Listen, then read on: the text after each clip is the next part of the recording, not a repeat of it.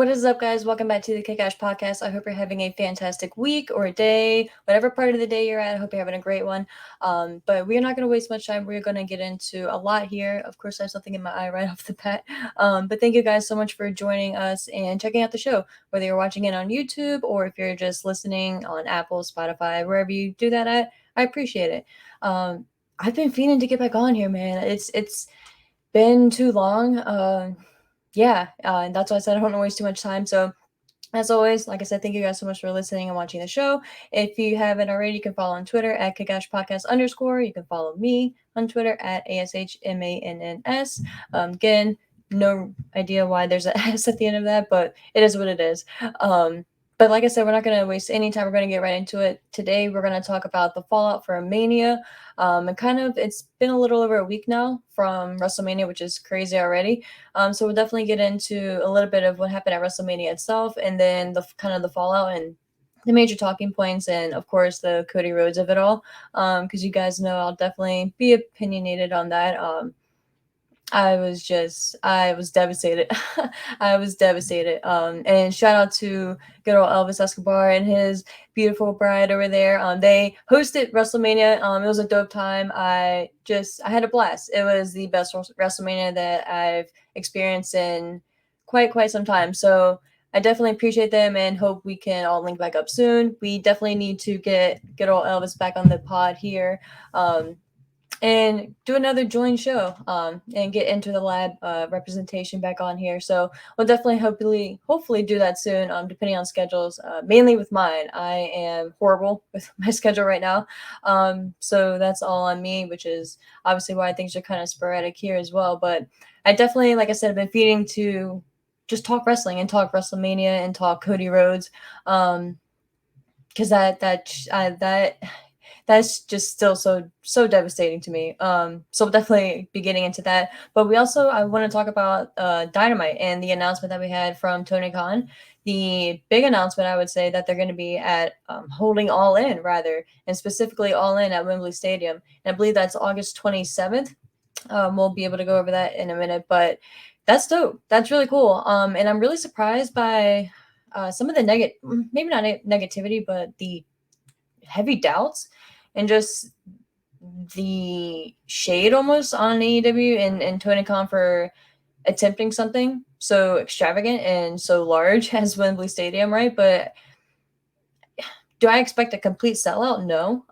But that shouldn't even, I mean, yes, that should be the goal, right? Obviously financially. But I don't know. It's just a weird take that a lot of wrestling fans have had, and a lot of people too with like the blue check marks and shit, which I was like really surprised by. So we'll be getting into that as well, but obviously I want to get into the WWE things first and get that out of the way, because that is a lot of information that we'll be talking about and going over, because like I said, the whole Cody Rhodes of it all is really hurtful to me. I took that personally, right? As Michael Jordan once said. But yeah, I don't know if we should just start there or kind of run through the card. I mean, obviously you guys are more than well aware of what happened at Mania nights 1 and night 2. A quick recap. Thinking back on it, I think I enjoyed WrestleMania night 1 more than night 2.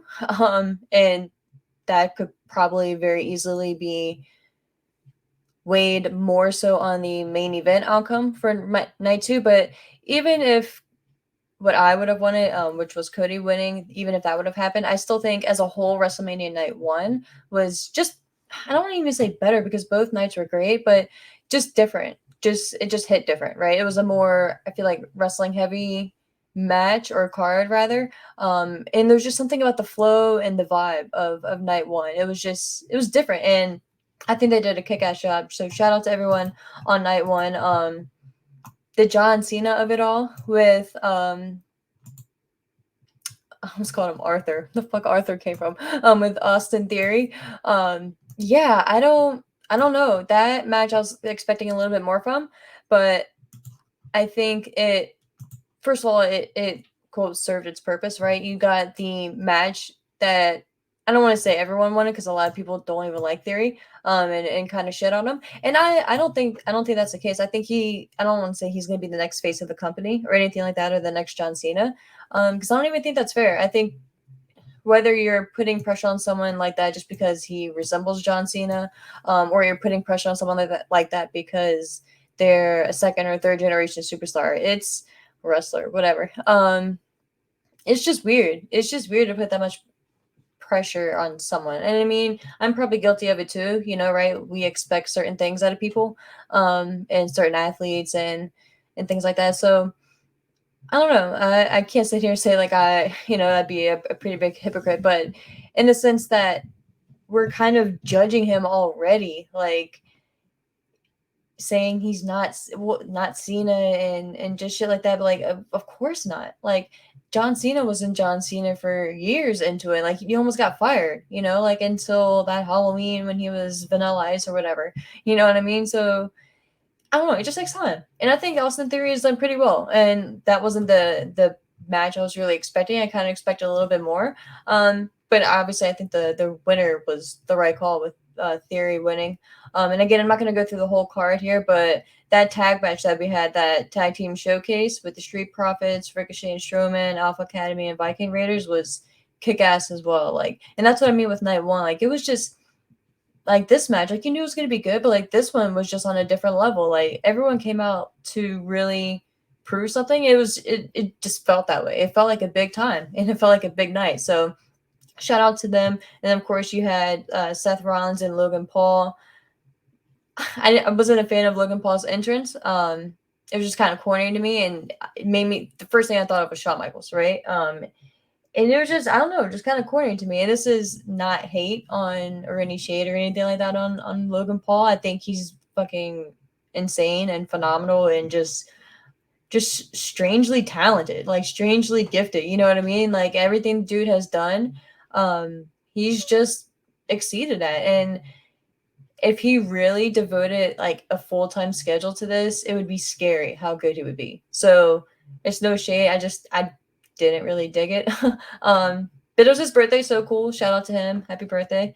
I actually tried a prime drink. It was I think it was like fruit punch or cherry, or I don't have it in here or something. It was kind of gross and kind of tasted like medicine. So not a fan of that one, but I'm gonna try whatever the yellow one is. Is it like a lemon or something? We'll try that one. But if that doesn't quench my thirst as it says it was supposed to, I'm just gonna give up unless they have a blueberry, but we'll see. But I think Rollins getting the win here was the right call as well. It's crazy to say like he needed it, and like a victory over Logan Paul like satisfied that need, but it kind of is, and just the sense that a victory was needed on a big stage. So against a credible opponent. And it's crazy because all the people who shit on Logan Paul would have been the same ones to just lose their mind if Rollins lost, right? So in the same competitive match. So it's just wrestling fans are funny, man. I heard or read somewhere that no one hates wrestling more than wrestling fans. And I was like, damn, like that kind of hit deep. Like in a lot of areas, that's true. I don't really know any other sport that has so many, and me included, right? I'm sitting here fucking talking about wrestling, but that has so many like opinionated fans, or like, I don't want to say judgmental and negative connotation, but in just every aspect, just like judgmental all around. So and that's probably, as crazy as it is, of course, not the negativity, but that's probably what keeps wrestling going in a lot of ways. That passion and that love. But again, some people just take it way too far, obviously, with everything. But moving on, we, of course, had the 6-women tag with Becky Lynch, Lita, and Trish, and Damage Control. Was what it was. We've kind of seen, kind of blending in here a little bit, we've kind of seen maybe the beginning of the end for Damage Control, and with the announcement of the draft coming up in the next few weeks, whenever that may be. I think Damage Control is going to be one of the groups to be damaged and be separated. Part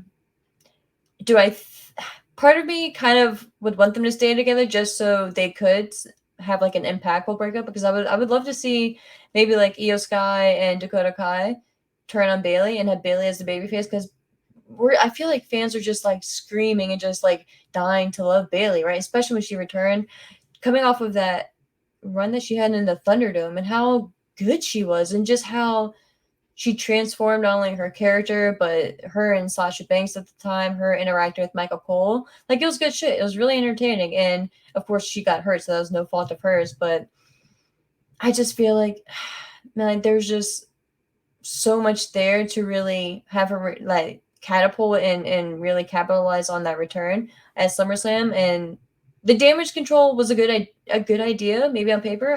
And I, even looking back on it, like, I don't hate it. I just feel like we could have gotten a lot more out of the Bayley return.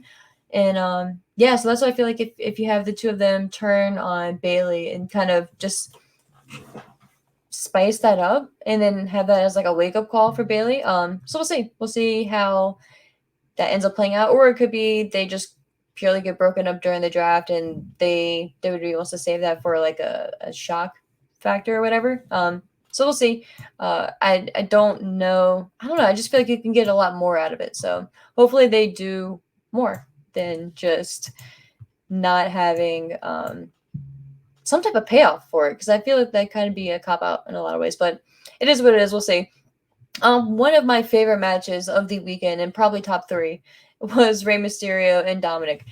If not anything else, for the entrances alone, fucking Dominic is the best. I don't even care. Like, dude gets it. Like, Eddie Guerrero is watching from wherever he's watching from up there, and he's got to be fucking just proud of shit. You know what I mean? Of his little what do you used to call him? I forget the name, but yeah, dude, and I love the hair too. I love Dominic's hair. It's just such a good tie-in and throwback to Eddie as well, and especially with him saying that, he wishes he was Eddie's son and he should have been Eddie's son and shit like that. So, and then just to the entrance for him coming and showing the video of him being locked up and him in handcuffs and being escorted out. It's just brilliant. Just fucking brilliant. And then of course you have Rey Mysterio coming out in a low rider with Snoop Dogg, which was beautiful. It was just kind of chilling, just again, you wish Eddie was here, man, and just like I could only imagine the heat and just the substance that we could have gotten out of this story if Eddie was here. And I know that's not what we should be saying, like, of course, I'm sure his family and loved ones specifically want him back, and not for any other reason, but just like as a selfish wrestling fan, just thinking in this realm, man, like that just would have been so dope, it just would have been so cool to see. But with that being said, like the match itself, it was what it was, but I think it was good. I'm still really surprised that Ray won, although I kind of get it, but I was definitely wrong. I think Dominic is gonna get his return victory in Puerto Rico, though. I guess they're calling it WrestleMania Backlash now, according to Cody Rhodes. I'm not. I'm calling it Backlash unless I slip up or it's just ingrained in my brain at that point. But I'm pretty certain it's going to be probably Dominic and Damian Priest versus Ray and probably Bad Bunny. That's my early prediction. Could be off because, I mean, fucking looking at my preview from WrestleMania, I was way off with a lot of shit there. But this match, it was so good. And when we had Dominic throw the water in his sister's face and then the smack from his mom to his face, just so well done. Just anything that you could have thought of, and with the family dynamic, they pretty much touched on there. So kudos to them, and I love that it's continuing, and it doesn't feel drawn out or overplayed yet. Which again is a credit to all of them involved, especially Dom. Like, dude still has been in wrestling for 3 years, 4 years now. So obviously he grew up in it, so he's not a complete outsider, but it's still amazing to see, and shout out to him. But one of my other favorite probably moments, of course, in matches of the weekend was Charlotte Flair and Rhea Ripley. I mean, this match was what it needed to be. And I actually went back and I watched this one, and I think that, and again, like, you guys, if you've listened to me, like, people give Charlotte a lot of shit, but this was a good match, and I think this was a great match. I think this is exactly what needed to happen for both parties. I think the look on Charlotte's face after the match, her sitting outside and kind of smiling in a way, I think obviously we can take that one way or another, but I think that, it's she probably does take pride and probably was happy in that moment that with the outcome of everything, and just like it was probably a relief, not that she was stressed going into it, right, but just like a relief that, man, like that was a kick-ass match and we did it, and now it's done, now we can relax and enjoy the rest of the weekend. um but man, fucking Rhea Ripley, like what do you say about her, right? She just, this is her time, y'all. Like I'm so happy they didn't pull some dumb shit and keep it on Charlotte and then do a quick rematch like on Raw or obviously SmackDown the following week, and then just have the victory there or at Backlash. I'm not gonna say it, or some dumb shit like on this one. They struck when the iron was hot and actually just probably been heating up, and I think that's the beauty of Rhea. Like she's been around, she's established, we know who she is, but she hasn't even, like, it doesn't even feel like she's really gotten started on the main roster. Like there's just, you look at her and you can tell like there's just so much more that's just waiting to escape from her body, and just like show, not necessarily show us, right, not to prove anything, but just to express herself and just be her. So I think that this is the beginning of that, and I want to see her have a year reign. And at this point, I mean, fuck it, have Rhea Ripley start her reign at WrestleMania and go Mania to Mania, and keep it on Bianca and go Mania to Mania again, and then have them meet up maybe. I think that'd be pretty cool because they tease that on Raw, right? But I don't know if you want to keep the title on Bianca for that long, or in both of them for that long, because it may get a little stale. But that's why you have women's tag team championships too. You can really spice up that division and really have a lot of other feuds, have a lot of mini feuds, and of course you'll still have challengers in the meantime. It's not like they're not going to touch anyone for the next year. Um, just do something different. Like I think Rhea and Bianca, like they're obviously, to me, and it's no brainer, like they're the future of the division. And it's just really cool to see, and it's really cool to be a part of, and it's really cool to watch in real time. So shout out to Rhea Ripley and props to Charlotte. And I think she was going on vacation or something like that. So hey, good for her. Good for her and Andrade. Next up, we had the segment with Pat McAfee and The Miz. Was what it was. I was happy to see Pat. Big Pat McAfee fan here, so that was pretty cool. And then we got to the main event, which was the Usos, your WWE Undisputed Tag Team Champions, facing off against Sami Zayn and Kevin Owens. And this, I mean, was the match of the night, if for no other reason, the emotion and the story built up into it, right? This is just one of those matches that you can't really explain, like move for move or anything like that. It really doesn't matter. It was the atmosphere and the journey that all four parties took to get there, and how all the stories just intertwined and ended up playing out in this aspect. And then it's still in a lot of ways just the beginning, right? Obviously they would have been just completely just, I don't even know what the proper word would be if they didn't put the tag titles on Sami Zayn and the Usos, or Sami Zayn and the Usos, Sami Zayn and Kevin Owens here. And first of all, I will say too that I love that this got the main event too. Like, it's about time that a tag team, and yeah, a lot of people were saying that it wasn't really focused on the tag team championships, but it was in a lot of ways.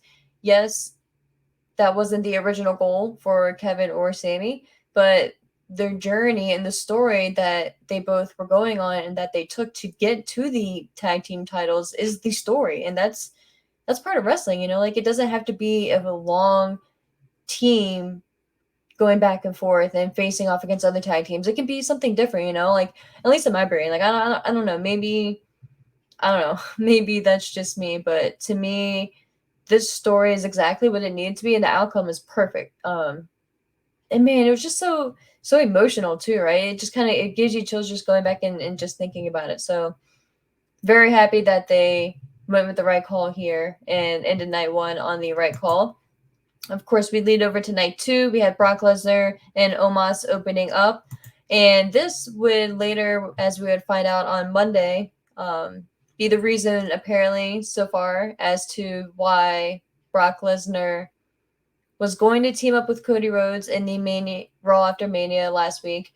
But right before the match could even get started, Brock Lesnar attacked Cody from behind and completely demolished him, like powerbombed him on the steel ring steps in the ring. I think pretty certain he put him through a table as well. Did a whole bunch of shit to him. It was pretty brutal. Did all of that, and Cody said, I missed SmackDown. I was working. But am I fucking like whatever? The DVR was just not working. It recorded something else, like, or was it an overrun or something? I don't know. But I ended up getting like the last 30 minutes, so I got to go back in and watch the last 30 minutes, I guess. But apparently, it was addressed that Brock Lesnar was pissed off with his spot on the Mania card, which is why he attacked Cody Rhodes. And I think that is such a dumb reason. And I think that if that's really what Brock is going to go with, then it's fucking dumb. And it makes no sense. Brock, first of all, and like I said, probably even to multiple people, the fact that Brock Lesnar would be able to open the card in LA and probably be on a jet and go back home, why wouldn't he? Like, he's not wrestling for the title. Why would he want to stay till like halfway through? Like, he's not gonna want to do that. And even if he does want to do that, like, if he has the option not to, he's not gonna do it. And that, whether that's Brock Lesnar as the human or Brock Lesnar as the wrestler and the character that we see, you know what I mean? Like, we've seen, like, dude works the schedule that he works for a reason, right? And more props to him. If I could do that, I definitely would do that too. Like, who wouldn't? So that, if that's what we're going with in the story, like, that makes no sense. Like, so I'm hoping that we're gonna get an actual explanation from Brock. And I think there's so many things I can go with.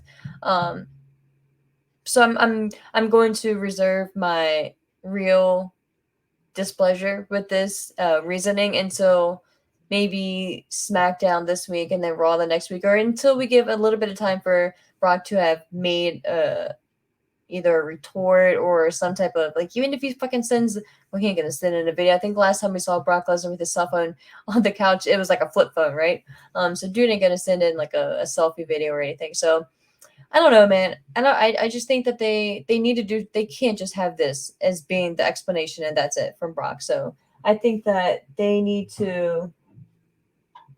Brock to contribute to this, and and not in the sense that he needs to be there every week, but we just need some type of story from the Brock side. So quick swig of the drink there. I would plug them, but I'm not getting any sponsorship yet. So I'll just go with the Fountain of Few. If you guys are listening, I drink you guys too much. So if you want to send some samples of the diet version of the Fountain of Few, reach out and then I will say the proper name. But anyway, and so long, of course, you guys know me. Long story short, this match was it was what it was. And I think, and I will say, it was pretty cool to see him do the F5, which I'm pretty certain I said coming in my predictions that it would be cool to see, and that we're looking for a couple moves, right? The German suplex and the F5. And he did it, which is fucking impressive. And shout out to Omos. I'll give him credit. Shout out to Omos for taking it the way he did and for his contributions to the match. It was what it was. It wasn't even a bad match. I'm not going to sit here and shit on it. I'm not going to sit here and like below like false praise or false like love for it. It was fine, but it didn't need to happen, but it didn't need to happen. But then again, I guess it did, for a lot of reasons, but it was what it was. But yeah, and just thinking back on what Bobby Lashley ended up doing on Wrestlemania, which was nothing but coming out and holding up his trophy, and then thinking that we could have, I don't know, it's just frustrating. But moving on, again, not gonna go detailed or specific details because I don't want to go too long here for you guys. But we had Liv Morgan and Raquel Rodriguez versus Natalia and Shotzi versus Ronda and Shayna versus Chelsea Green and Sonya Deville. Was what it was. Ronda and Baszler ended up picking up the victory here, which is no surprise. Although I believe Shayna ended up tweaking either her knee or no, it was her ankle because she took her boot off. So I don't know exactly what happened. I missed it, and I haven't really seen anything, honestly, regarding what exactly happened to her ankle. So I hope she's okay, rather. But the next matchup was probably the match of the weekend. and that's the fucking Intercontinental Championship match that we had between Gunther, Drew McIntyre, and Sheamus. How do you describe this match? Like this match, like I'm probably gonna, after I wrap up all of this shit, I may go back and rewatch this match tonight because this shit was just, it was just perfect. This is exactly like, if I were to picture this match, I couldn't even picture how great of a job that they did. But just laying out every little thing meant something, and every little thing led to something else. And I just loved it. I loved the brutality of it. I love that they beat the shit out of each other. And they all just laid into it, and they all just the thing that you gotta love and respect about all three guys, Sheamus, Gunther, and Drew, is that they dish it out, but they will fucking take it and then some. And you can tell, right? Like, I don't know if you guys saw that picture, but right after the match when Drew and Sheamus went through the curtain, they just like, I guess, just like sat down and just laid down on the steps behind the gorilla position. So that tells you everything, everything right there. But man, like, if you guys for whatever reason haven't seen WrestleMania or haven't seen this match, like, stop what you're doing. I don't know why you haven't, and go watch this match. Like, this had to have been the match of the weekend, by far. It was just the chops alone, like, brutal, brutal. I would die. Like, I would die. I would just disintegrate into dust. Like, there's just no fucking way. Like, I couldn't do it. And these guys are taking, like, I don't even know how many. It's just insane. But next up, we had the Raw Women's Championship match. Bianca Belair facing off against Asuka. This was another very good match. Another probably great match. Again, like, the only thing that bummed me out was there wasn't like a great story going into it. But it was a good match. You know, I'll give them props. And again, like, I don't think there was any question going into this match that it was going to be a kick-ass match and that both women were going to fucking deliver. But it was just a story. Like, it just felt like there's a little something missing. But again, shout out to both women involved here. I was wrong here, or I don't know if I was wrong. But I was kind of surprised that Bianca retained. Yeah, surprised 50-50, I guess. Maybe 60-40. That she retained. Just part of me was wondering if they were gonna switch it just to switch things up and freshen things up, but I kind of respect that they didn't, you know, and they weren't ready to go with Oscar right now. And I'm just wondering what the story is next with Bianca, because I really just, I have no idea, especially now with Becky doing her thing with Trish Stratus, since Becky and Lita are no longer the women's tag team champions and they lost the titles on Raw when Trish Stratus had to take the place of Lita, which we'll see the outcome of that if Lita was in on the whole shebang as well, since they're besties. Or if Lita had no idea what was going on, really was attacked from behind, and it was all, and Trish has just been scheming from the jump. So we'll see. We'll see, because I don't know if I mentioned, but Trish hit the chick kick on Becky. She pushed her into the ropes and then hit the chick kick, which is, Becky sold the shit out of it. That thing was just beautiful, beautiful. So yeah, we'll see the fallout from that. But again, like that, but that's what I was saying. That holds Trish as well, in case you wanted to do maybe a cool Trish versus Bianca Belair match. That could have been fun. But that holds up Becky as well. So I don't know. We'll see. We'll see what happens with Bianca, but it's just kind of, I don't know. I don't know the proper word for that, but I'm not worried about Bianca at all. But I want them to do something with her and do something substantial, you know? Next up, we had Snoop Dogg versus The Miz when poor Shane came out to face off against The Miz and did a leapfrog, and when he landed, completely tore the quad. So that's cool. Snoop Dogg was a fucking champ and improvised and ended up stepping in and hitting a people's elbow. Homeboy threw his glasses off right into the crowd. Like, it was dope. Like, Snoop Dogg is the man, y'all. Like, the way he just stepped in and improvised, and maybe they had that shit planned out prior. But if not, like, and he really improvised, then shout out to him and The Miz, you know? If something like that is gonna happen, you're gonna want to have someone like The Miz in there, because Miz is just a professional. Like, dude just makes all this look easy. So And again, shout out to, I think the referee that was in there, my eyelash is crazy. I think it was Jessica Hart in there with them at that point.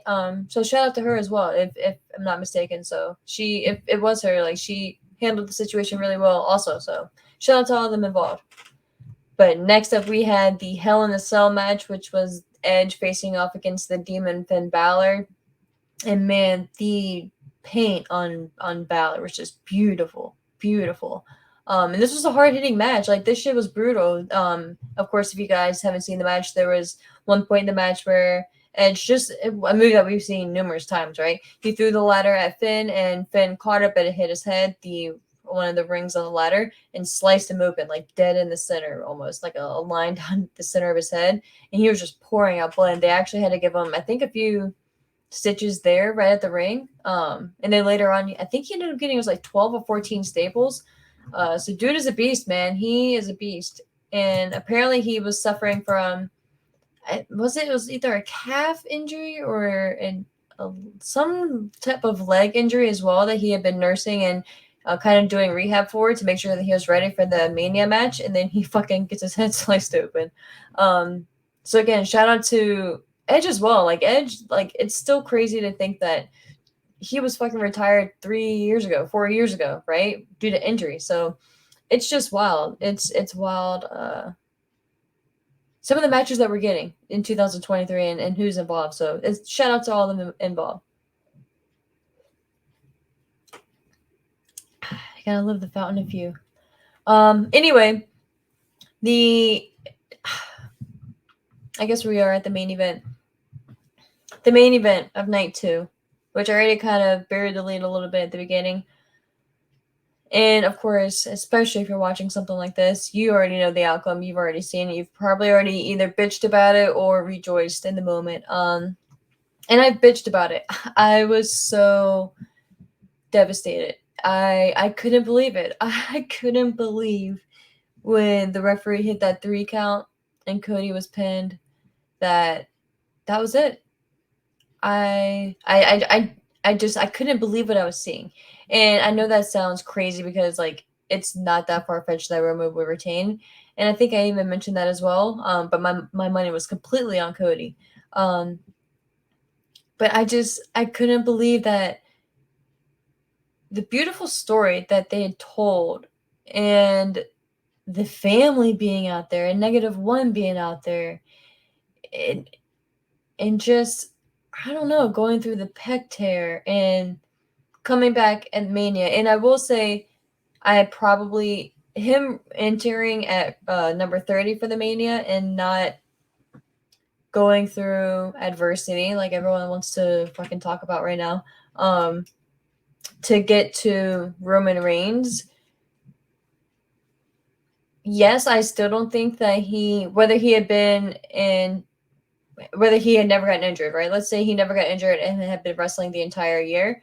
I still don't think he should have entered at number 30. I think he probably should have entered at, if you don't want to do top 5, do 10, 11, 12. Have him stay in there for at least 40 minutes and really have a good dominant performance in the Rumble. Not even saying he needs to eliminate the most, but just have him involved in a lot of shit and have him be the decision maker in a lot of eliminations, and assisting in a lot. So I just feel like that maybe could have been a thing, but that should have been a sign that Roman ain't losing. And the whole Cody hasn't faced adversity thing, to me, it's kind of shit, because it's kind of like, in the way I see it. And I don't know why when I was actually really thinking about the whole adversity, right? And was Cody losing at Mania really what was right or wrong for the future, right? So me personally, and being biased, of course I wanted him to win, but so that's why I really tried to think about it. And for whatever reason, the first person I thought of was AJ Styles. And for years, what was it, like 18 years? No, probably not 18. What was it, 18? I don't know, some years, right? Like at least it was 12 plus. Maybe we'll go with 15, right? Happy medium 15. For 15 years. The thing was, AJ Styles has to be in WWE. Like, he has to make it to WWE. Like, he has to go there. He deserves to be there. He deserves to be champion. Like, he deserves to be in the main event, you know? So, and this is someone who had never been in WWE, right? I think he had like a couple tryout matches and a couple like one-off matches, but never an actual run in WWE, which is I prefer. Like, that's why I fucking love Kenny Omega, because I think it's so dope, and that's why I'm so intrigued by someone like a Kenny Omega, because they've never been in WWE. And to me, growing up, all I knew was WWE for years. Like, I kind of knew of WCW, but it didn't even really register to me, especially because they weren't even around that long. Because by the time I started watching wrestling, WCW was gone within like a year or two, so it didn't really stick in my brain at that age. So to me, seeing someone like AJ Styles and like a Kenny Omega go from never really being in WWE to everyone like clamoring and maybe not Kenny Omega as much, but I know, like, especially if you were a fan around the TNA AJ Styles days, like, not that I guess, yeah, at one point they want him to leave TNA for a bunch of reasons, but the thing was, he deserves to be in WWE, and we want to see him as a champion. We want to see him just fight with the big stars, you know? Like, it was like dream matches, like him and Cena and him and Randy Orton and shit like that. So, and it was I never once remember hearing anyone say, oh, AJ Styles doesn't deserve it, or he hasn't gone through adversity to get a title shot. And he debuted in the Royal Rumble at number 3. So, granted, yeah, he didn't win the Rumble, but it didn't take him long to get into the title picture. So, and again, I'm praising him. That's my point. So, and again, if there's something I'm completely missing the point on, I'd love to know. Feel free to let me know on Twitter at ASHMANNS personally, or on the show's Twitter page at @KickassPodcast_. So with the whole Cody thing, this is someone who literally grew up in WWE. Started 20? I think age 20. Went through however many years, 8 years, 10 years in WWE. Yes, he was never a main event guy, and that was literally the whole point of him wanting to leave. But he did various roles, right? Like, and I think a lot of people shit on his previous run. I think I enjoyed a lot of it. The shit when he had the mustache and when he would do the bags on people's head, the dashing of horse, like it was, was it main event? Maybe not, but like I wasn't sitting there thinking like, oh man, they're like, this dude should be main event. Like, I was, and I guess at that point too, I was kind of watching it in a different perspective than I am now. But like, I wasn't sitting there thinking like, oh, he's got to be the main event. Like, I was kind of enjoying going on the ride with him. And yeah, he was, not much, but a few years older than me. So it's obviously different, but it's kind of like when you're watching a young player, right? Like, yeah, they may be like 5, 6, 7, 8 years older than you, but you can kind of relate, and you kind of just enjoy watching their career start and just kind of going along that journey with them, because you both kind of grow, right? So the fact that Cody went through all this, of course, with his father dying, and Vince still didn't want to let him be himself and let him really explore who he could be. He wanted to leave, and I'll never forget seeing that list that he made. It was the beautiful handwriting and all that shit. Like, it was just really cool, and the movement. Like, I'm not gonna sit here and pretend like I was the biggest Bullet Club fan, but I wanted to be. Like I wanted to jump on that bandwagon, and it caught my attention. And that was back when I wasn't even really on Twitter that much. So for me to even really know about it was big for me, because I was still kind of in a bubble in a lot of ways. So it's just like, I don't know, just thinking about all of it's just kind of interesting to me. But to go through all that, and then of course to go through the bet of All In and to succeed, and then to help be a foundation piece of AEW, to launch it, to become an EVP, to go and challenge for the title. And I still think him declaring that he would never face for the AEW championship again was fucking stupid. I still don't like that. And I still don't get it. So, dude, if you're listening, Cody, oh boy, let me know, because I don't understand that.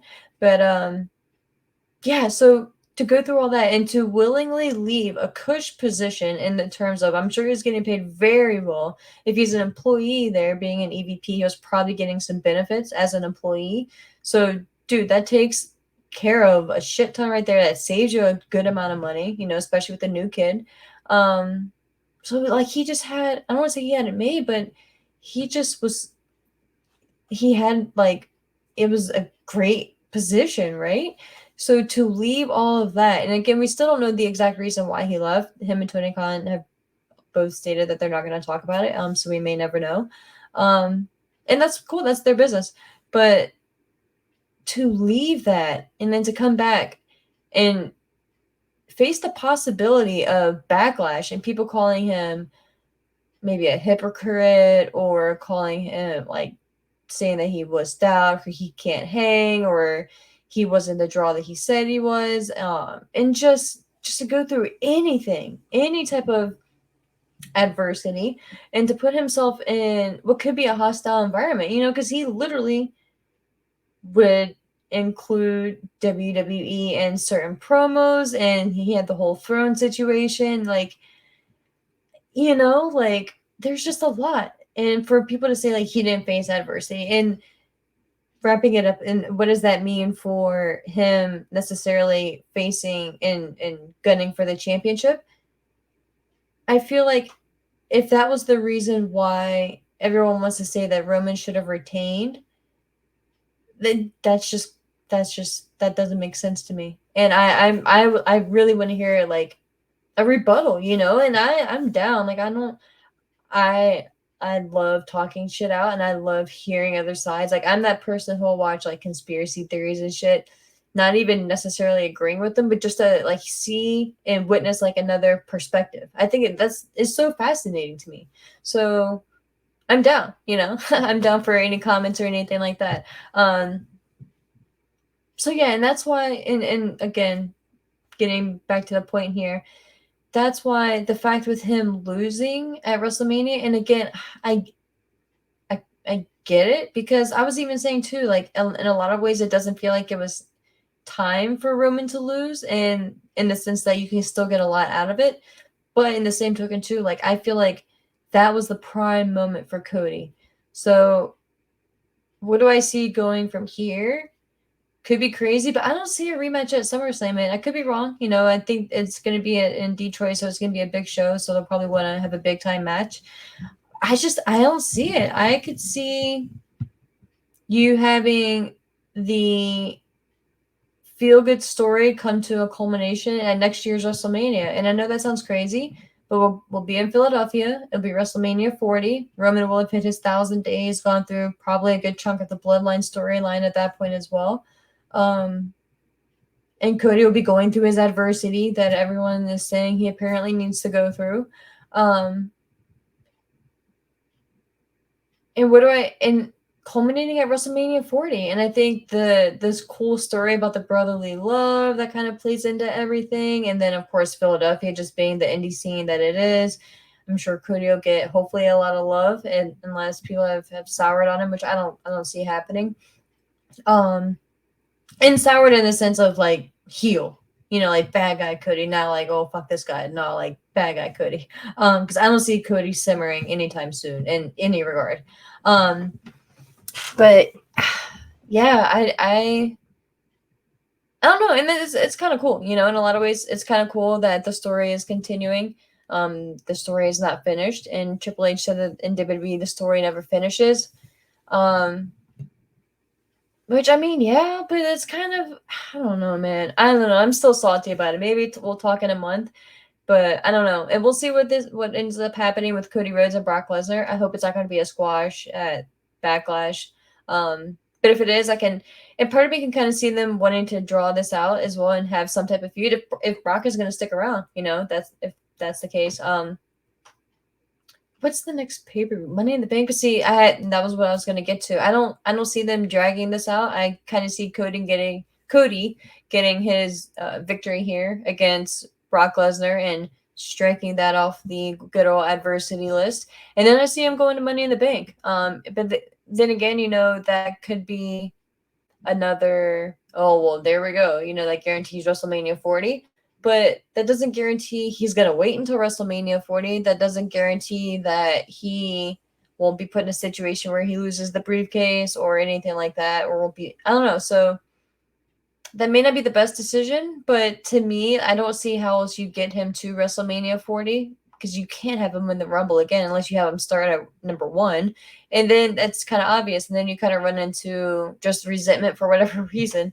But again, not that I see that with Cody, but I just think that you got to be really careful with this. And I think that they have something really special in their hands with Cody Rhodes right now. So that's why I'm just very, very hesitant with what they're doing, and just I don't want them to screw it up, And I have faith in Triple H, but I was just so defeated right there with Cody when he lost. So that's my not so 45-minute quick thoughts about WrestleMania. And we'll get into the AEW portion of it here really quick as well. Like I said, obviously earlier, AEW made their big announcement on Dynamite that they are going to be debuting in Wembley Stadium for their UK debut it was August 27th. And I went to the actual page for, I don't know the exact website, but I stumbled across because I was interested in some facts about Wembley Stadium. And their website was promoting, like, of course, like the UK home-based talent, right? Like the first one I think was Jamie Hayter, Saraya, Nigel McGuinness was on there as well. Pac was on there, and then Anthony Agogo. And I hadn't thought about him in fucking I don't even know how long. So I guess he'll be doing some shit on there. But I was curious to see how much it was and how much it costs to rent out a building like Wembley Stadium. Because I don't know, and I'm just kind of weird when it comes to numbers and shit, and how that necessarily compares to like a Madison Square Garden for the night, right? Because I saw a report that Dave Meltzer, I'm reading it off of Cultaholic though, had reported on Twitter that AEW had paid around $400,000 to use Wembley Stadium. Apparently Tony Khan goes there with the Jacksonville Jaguars on several occasions. So he's probably pretty familiar, and if anyone can get a deal, I'm sure Tony could have with his relationship at that point with them. If he does go over there frequently, at least his business does, or a business of his. But 400,000, that's hefty when you think about it. For a wrestling perspective, right? And it holds about 90,000. Again, do I expect them to sell out 90,000? No, but first of all, we don't even know the configuration for the stage or anything yet, so we don't even know how many tickets are going to be available. And to me, I don't care. Like, will it be really interesting to see? Hell yeah! Like, again, like I said, like I love the business aspect of it, but I'm not sitting here basing, for me personally, the success of the show on whether they sell out, whether they make $1 million at the gate, which obviously they will. If it ends up on pay-per-view, how many buys they do. That I don't get paid to worry about that. I want to get paid, but I am a wrestling fan. I am stoked for them to be going after something so ambitious, and I hope the best for them. Like, I'm not going to sit here and put out that negative or skeptic vibes out there. Like, I'm all for them, Like, I want them to fucking kick ass, and I think this is ballsy, and I love it, Like, go for it. Like, that was what All In, the concept of All In was built on, and like it was an idea of a bet. Like, we bet you can't, I bet you can't sell out 10,000, and look at it, and look at it now. Like, it pretty much started a company. So, and that same company is going to Wembley Stadium. What, 4 years later? Come on. Like, that in and of itself is a success to me right there. Like, it's a beautiful thing, And again, I will state my opinion on shit when I think like if a certain story isn't what I would have thought or what I would have done or my liking or whatever. But again, that's what we all do for every show, everything we watch, every sport. Like, don't we all talk shit about our favorite sports teams? Like, maybe not talk shit in a negative way, but like, yo, we suck tonight. Like, what the fuck is our defense and shit like that? Like, that's kind of what this is. You know, it's just like we don't have a specific sports team. Like, it's all individuals. So unless they're a tag team or a faction. But yeah, like I don't know, like to me, just the fact that they're at or going to Wembley Stadium is fucking dope. And I think that screams CM Punk will be back. And my early prediction is a 6-man tag with FTR and CM Punk facing off against the Elite. I think that that's another reason why the trios titles have been removed. I mean, we are still a few months out, but I think it's setting that up. And then I think since we will apparently still be going and having All Out in Chicago a few weeks later, or maybe not even a few weeks later, or yeah, I don't know All Out state, but not too long after, within the month. Most likely, well, like I just said in Chicago, I mean, come on.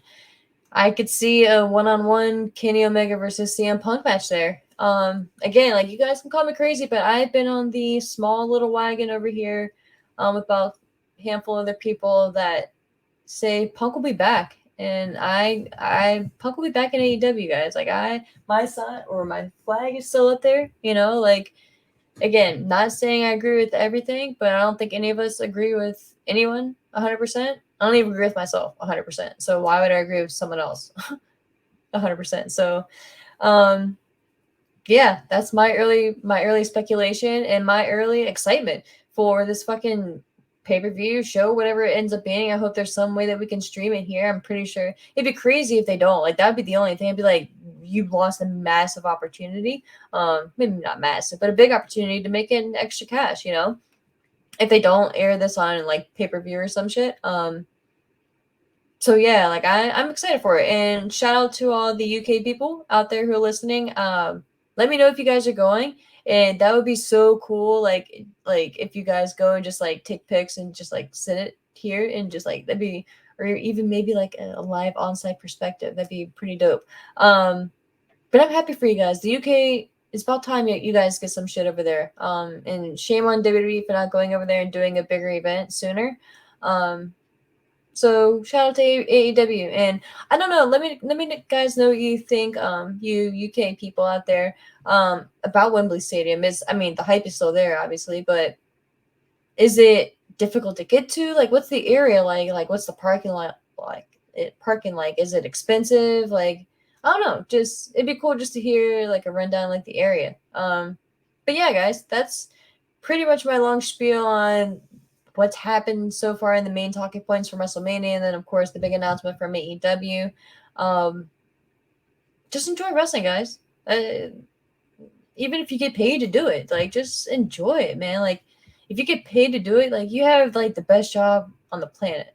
Like, do you know how many people would just do anything to get paid to watch wrestling or to judge, like to like have a podcast for wrestling and shit like that? Like that's I mean, maybe that's not the life for a lot of people, but that's dope. Like you're living your dream and like you're living your passion. So like why are you mad, bro? Like why are you mad?